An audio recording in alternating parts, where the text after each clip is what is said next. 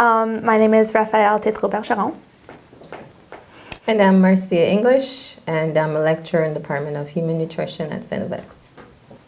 I was actually Raphael's mentor for the internship this past summer.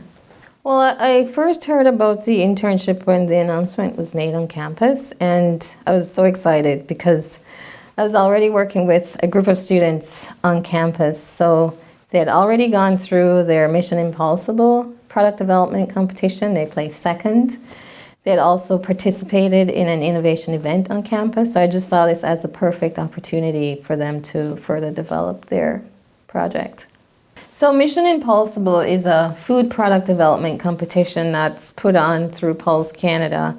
Pulse Canada is the nonprofit organization that governs the Pulse Growers Association in Canada.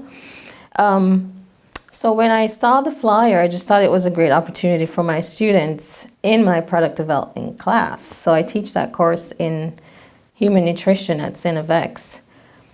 And I thought, what a great opportunity to use a Canadian ingredient in product development. This was a wonderful experience. I had seen the students in class as students, but during the internship, I saw them mature as entrepreneurs. So it was a whole different ball game. There was a whole different mindset. It was no longer a project, it was now a business. So the objectives were different. We're doing different things, developing business plans, looking for opportunities outside of campus. So it was a great experience. We traveled to different sites. We were able to visit a few companies. The students were able to talk to entrepreneurs themselves and to learn from their experience. We also met a few pulse growers as well. We were able to visit Scottsburn with our product. That in itself was a great opportunity for the students to pitch their idea there. And it just was very rewarding for me. For the product development, there were specific requirements we had to fulfill. So you're almost following a script. With the internship, this was unguarded, I could say. Territory we hadn't crossed that path before. So there were lots of first events, right? First time we were meeting with Scottsburn, lots of first time we were preparing a business plan. So it was a whole different experience. My background is in food science, so I had that expertise to offer to the students, but in terms of a startup, I now had to play a different role. I had to guide them to others who could help them develop with their business. So it was a different learning experience. Well, I think it starts, the academics are very important. Students need to have the groundwork covered. So they've covered the theory, but then there's the application. So knowledge needs to grow as it's applied. So during their academics, they learned the theory. For the startup, the business, they're applying all of what they've learned. So I think they go well together, they complement each other, and I don't think one should suffer at the expense of the other. Well, I see more opportunities for especially our students in human nutrition. So more Pulse Mission Impossible competitions. I'd like to see more innovation events on campus. I'd like to see our students being creative, coming up with ideas. I'd like to see a forum for them to bring those ideas and to discuss them with each other. And I like to see official competitions. So it's good to get students competing. And I think you get the best ideas sometimes, and you get students are motivated to do well if they're competing. I think it just pulls a different level in a competition.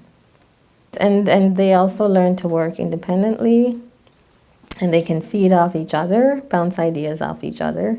So I think the internship was really good for that. So I think it's important to support our students in the classroom as well as outside. And part of coming to St. is to help them get ready for after St. So I think being a mentor through the Wallace internship actually helps support our students following that career path. So I would say I see it as a duty, really, to help our students get to that point. It also helps them to engage better with the community and to make more of an impact in society. Well, I think that word innovation, we're hearing it everywhere today, everywhere. And I think students are creative. They have ideas. What we want to do is encourage that creativity. And I think the Wallace internship does that. So I think if we create that sense of innovation, make more awareness on campus, make it more acceptable, I think our students will get more involved. So we want to create more opportunities, not just the Wallace internship, but even in our classrooms, through the innovation events, get more students involved. I think there's a lot more we can do to encourage this hands-on learning. To Mark and his family, I have to say thank you very much, because this gift was the beginning of so many great things to come. But I'm sure it speaks to their vision and their support for students at St. FX, and we really appreciate that. And we're gonna make the most of this gift and make sure that as many of our students as possible can benefit from this opportunity. Well, I think we should just say thank you to St. FX, to Mark and his family, to our president, Dr. Kent MacDonald, for supporting this venture and for supporting students at St. FX. And I think we're a part of something big, and I think we're going to see lots of great things happening. Hi, I'm Adam Moray, and I was one of the Wallace family interns. And I'm Donna Travinsky, and I'm a medieval historian, and I was one of the faculty mentees, I guess, mentors. Mentors of of Adam. I was Adam's mentor. Actually, it was Adam's project, because for his final project for a directed study we had last year, I let them do something, or we talked about them doing something quite creative, and Adam came up with this Byzantine board game, and it was wonderful. And then when I saw the call for people to apply to this internship, I thought it was perfect for Adam. So I sent it to him, and it was actually Adam who said, "Yeah, I'll apply." And so that's what happened. I see my mentorship here as part of an entire package of mentorship. Adam is, I think, doing an honors degree in history with me as his advisor. So this has been part of that package. But this has been a really nice opportunity, I think, for Adam and for me to get out of our comfort zones a little bit and think about how arts and innovation can go together. Well, of course, there's different elements that you bring to the fore. For me, again, I'm a medieval historian, so Adam, I think, he can speak for himself, but Adam, I think, really needed the things that the Center for Innovation can offer, right? That I can't. I can tell him what's historically accurate. Actually, really, Adam can do that as well. So, and I have a sense of what might work, but in terms of what might work as a business project, what might work as a business plan, it was nice to be able to have other people come in and be able to help him with that. So I had always heard that, I'd always thought that arts and innovation were interconnected. And as a humanist, we're these days increasingly put on the spot to sort of show our relevance to the business world, frankly, the world at large. and so, of course, I think an important part of innovation is creativity, and arts has a lot of space for that creativity. And so clearly they're interconnected in that way. I actually think you need a background in the general liberal arts to be successful in all kinds of walks of life. So, from management to business to entrepreneurship, you really need that foundation, and then you move on into various careers, including things in entrepreneurial endeavors. I would probably like to do more learning on the entrepreneurship side, because I was really on the academic side. Even as Adam's mentor, I'm the academic person. I'm not the entrepreneurship person. So I think just getting involved for me as a faculty member meant that it opened doors and made me understand a little bit more about other sides of the university that I didn't know. So for that reason, I would encourage them. Certainly, I would also encourage them as part of the overall sort of what we do as faculty members at X. You know, it's it's part of our job to encourage our students in all kinds of ways. And I think innovation and entrepreneurship, you would never have thought that medieval history and entrepreneurship might go together. But here's a case where they do. And for that reason, certainly when I talk to my colleagues about it, I say, you know, there are ways in which even things that seem entirely irrelevant, I'm not saying medieval history is irrelevant, but many people do. And there are ways that even then that we can work together and encourage our students in innovation. What we do in the classroom, we want people to go out and do things with it. And so this is a way in which we can step out of the classroom and encourage our students further down potential career paths. Well, I'd absolutely like to say thank you for giving Adam the opportunity to have this fellowship, because that was, you know, I think that was a great experience for you. Absolutely. I can't believe how much the project and the business plan changed. Quite a bit. There was a lot of learning going on this summer, and that was really terrific. But I would also especially like to say thank you to the selection committee and the Wallace family for thinking pretty widely about how innovation might work and looking at a project like Adam's and funding it. My name is Dave Risk, and I'm an associate professor in earth sciences at St. FX. And I was asked to participate in the Wallace mentorship or internship program.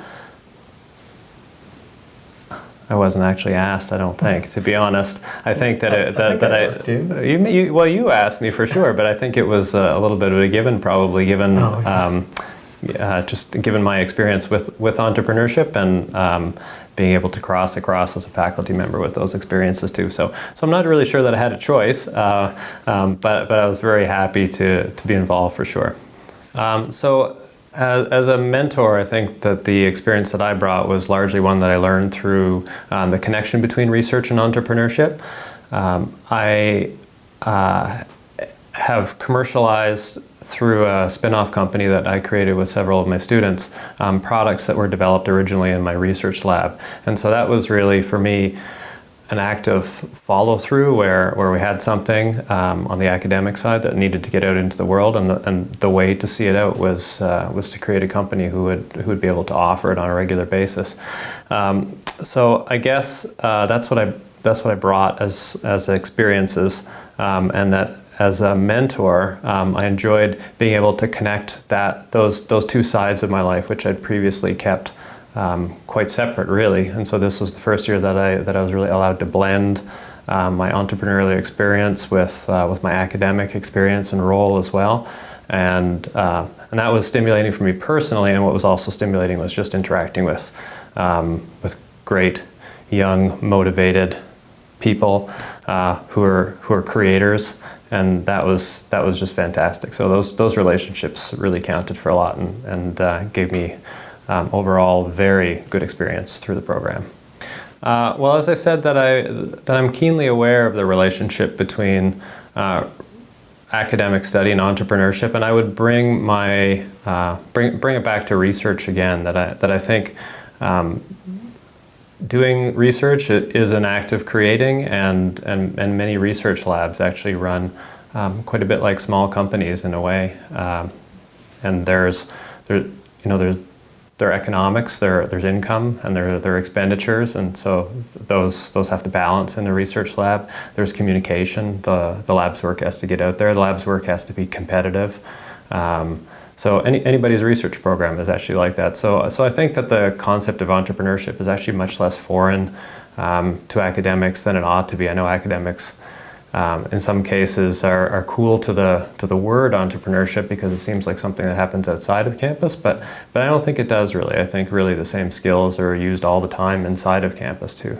I would very much encourage my colleagues to think about what skills they bring to entrepreneurship. I don't mean, and by that I don't mean what their, the area in which their academic depth sits. So what I do, for example, as an earth scientist, when I study gases, which is most of what I do, I don't necessarily bring my expertise in gases to a company that I might create. What I bring to that is the skills that I learn to communicate, to speak in front of people.